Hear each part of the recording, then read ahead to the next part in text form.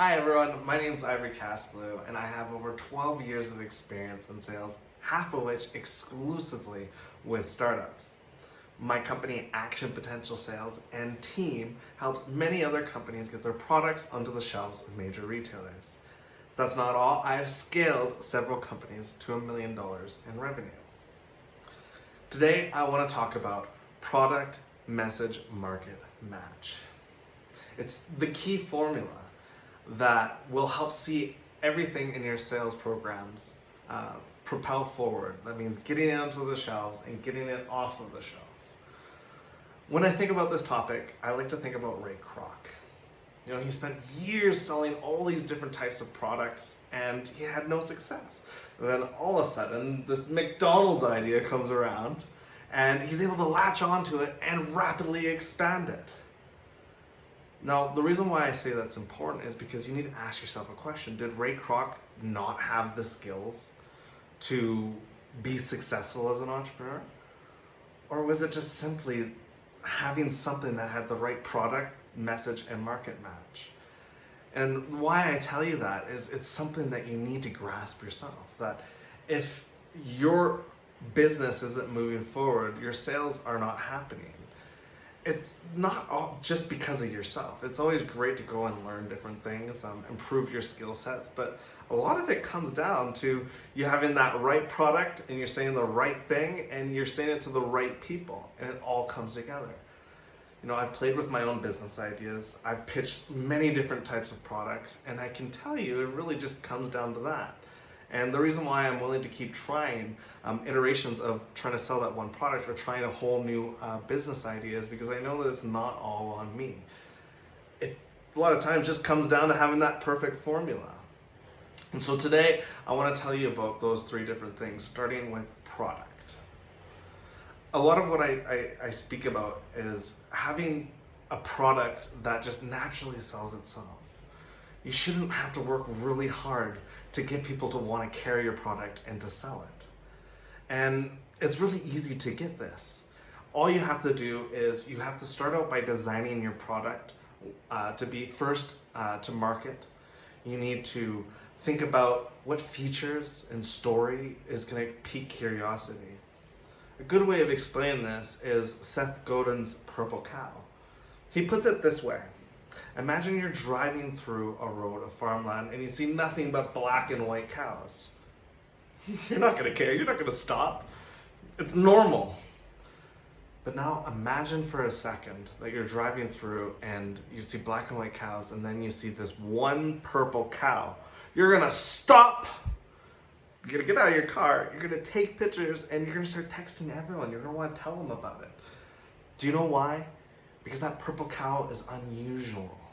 It's remarkable. And anything remarkable gets remarked upon. And that's what you want to do with your products. You want to be able to blast them with purple cow that makes them interested, curious, and want to ask questions. And when I talk about product, I'm not just talking about your physical product. It is an important thing to have some purple cows with, but your product is your brand.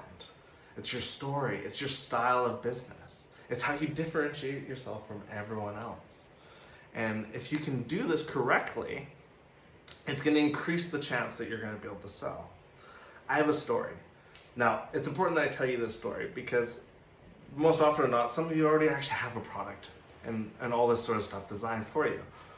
Now, this brand is in Australia. They do very well. They differentiate because they're a unique brand and there isn't that many competitors in Australia. So they do really well in the Australian market. And one of my clients, together, we tried to bring that to the USA market. And they didn't stand out.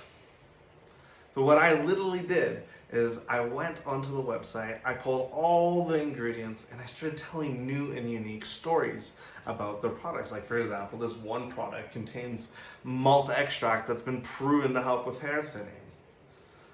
Another one is created in a unique process that stands out from being made in steel vats, and it contains charcoal that helps with the face and all that sort of stuff. Another purple cow for one of my clients would be the fact that we give those education programs. We teach barbers how to sell the product. We also offer free coaching to barbershop owners to help improve their business. There's many ways that you can present a purple cow. Like I said, it can be in the product, it can be in how you treat them, like giving them education programs. It can also just be who you are. Like for example, that distribution client, most distributors are founded by CEOs and people with degrees and all that kind of stuff. Well, ours is founded by barbers. And we get to tell a story of why, how these big companies were selling products to barbershops, and they seeded the market with interest, and then these big companies started selling them to pharmacies and Walmart, and it stole money out of the pockets of barbers. When we tell that story, that's part of our product, and it interests the other person on the other line to want to work with us. And this moves into the next part, which is messaging. So you got your purple cows, you got your story, you got your differentiation. Now you just need to communicate it properly. You need to take all those ingredients and put it at the very start of your pitch at a phone call so that you can pop it off and get their interest. You know, the reality is most people, when you call them, they're really busy, and we're scared about like, oh, hey, can I tell you about this product? Do you have time and all this sort of stuff? A lot of people are just gonna say, no, I don't have time. No one has time. So if you can nail this purple cow pitch very well, when you start that phone call and you just jump right into that elevator pitch, it should disarm them and get them to want to keep listening more. Here's an example. One of my clients sells an aftershave. You know, I can knock on doors and go, hey, I got this aftershave, and so on and so forth. Would you like to try it? They're probably gonna say no. What we do is we knock on the door and say, hey, my name's Ivory. I'm calling on behalf of Historic Barber Supply. I'm just looking for the right person to speak to about giving samples of our aftershave. It's barrel aged in charred French oak. It contains witch hazel that's been used by Native Americans for thousands of years to help with acne. It also contains oak bark that not only releases beautiful tannins that give a great smell, but also helps heal the skin, so on and so forth. Would you like to take samples of that?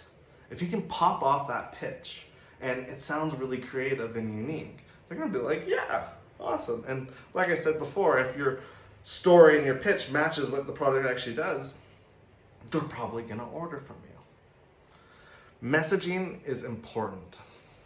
It's not just in that elevator pitch. It's also your sell-through programs, your unique story, and you need to convey that to them. When you're on a phone call, you need to pop off a certain amount of stuff that gets them interested. It doesn't need to be pages and pages and pages. It needs to be elevator pitch about this. Yes, you like samples, perfect. I want to tell you a little bit more about us. When I do my call, I get that acceptance of the sample, and then I move towards telling them a little bit deeper. Then what you want to do is you want to enter them into an email sequence. If you have an automation tool like Keep, you can create amazing sequences that continue to tell them more and more about you. If you have all these great things to give to them, you don't want to give them all to them. It's like candy. You know, you want to give a little bit of candy that interests them, and then when you get off the phone, you want to keep giving them candy all the way to the point in time that you ask for that sale. Automation is really important with this because there's so much content you want to get across to them that you can't be popping those emails to them manually. You need to enter them into a system that puts them into that sequence. Keep is a really good tool for that. What you can also do is use a program like Integromat. Integromat is an automation tool that does everything. Like, for example, putting customers into an Excel sheet and it creates a customer in Shopify, or putting a customer in an Excel sheet and it triggers an email. It's very affordable. Keep is the best option for when you move into this stage. So now you have your product, you have that killer message. There's only one last variable that you need to get right, and that's the right market. I got a story for you. When I helped launch and manage a Pilates studio, we could very easily get sales from people that were 25 to 35, but they would churn out really fast. It was harder to get sales from people that were over 45. But you know what? Those younger people, they churned out in 3 months. Those older people stayed with us for life and they became brand champions. So you need to, when you look at who you sell to, it's not just the people who easily say yes to going onto the shelf, it's also the companies that sell to the right customers that want to buy your product. A good way of putting this is when we're thinking about pricing. Is your product an economic price? Is it a medium premium price, or is it a premium price? And when you go to pick your leads in your stores, you need to make sure that there is products that are similarly priced to yours. It's a good indicator that customers are coming to that store and willing to spend that amount of money. I like to frame it as the butcher shop. Let's imagine that you're selling a $10 barbecue sauce. It's a very pricey product. Now we know we can go to the grocery store to buy barbecue sauce, and if you go to the grocery store to buy a barbecue sauce, you're most likely a customer that's going to go to the butcher and buy a family pack, $20 of 4 steaks. Do you really want to spend $10 on a sauce for $20 steaks? That's like 50% of your purchase. Now, think about a butcher shop. If someone goes to a butcher shop specifically, they're willing to spend $10 to $20 on a single steak. So if someone is spending $40 on steaks, that means that $10 sauce makes up 25% of that initial purchase. And what you want to do is you want to frame your purchase as a smaller part of a larger purchase. You want the utility of that cost for your product to be a lower percentage of that initial purchase. It's a very common tactic in tailor shops. They aim to sell you the suit first, because if they can sell you a $200 suit, 25% of that on accessories kind of doesn't mean so much to you, and so you're much more likely to do that. Now, another thing to keep in mind about market is, does your product require people to actually talk about it to their customers?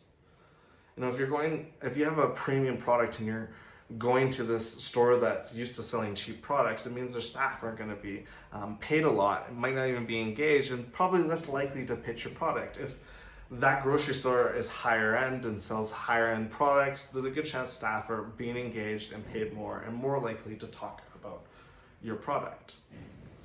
Now, that's using your own analytical skills to try and figure out which stores are right for you. There's a very simple, easy way of doing this. And that is, just look at the stores where your competitors are. If you've differentiated your product in many different ways, it's full of purple cows, you have the right message, you can go to the stores where your competitors are and get onto the shelf. And you can take up a fraction of the market share in that store.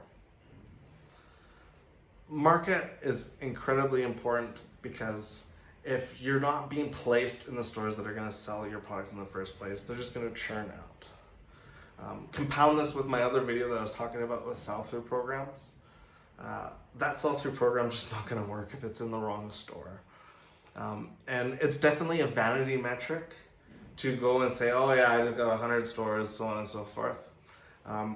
But it's different to say I got 100 stores that are actually moving the product. And if that store is moving the product, it's because you're in the right market and you have the right sell-through programs. So this sort of process takes a lot of experimentation and collecting data. You want to track what kinds of stores, what segments say yes to taking your product in the first place, and you want to track what segments are actually moving the products. And you also want to track which segments are saying no, because you're going to be able to take this data and use it in a way that fuels your sales in a better way. It solves holes and it allows you to add more layers. If you can't figure this out, then you need to go through a process of iteration. Keep experimenting. What I would suggest when you're first making your first calls, I would test a bigger market, and then I would start to grab data to see which sort of segments are doing very well for you. Thank you very much for taking the time to listen. Hit the link in the description to get my free distribution and retail blueprint, as well as subscribe. And if you'd like to speak to me a little bit further about some of the things that I'm talking about, or you'd like to affordably fulfill your sales, that link in the description goes to a landing page where you can get that blueprint, but you can also ask for a consultation. Thank you very much.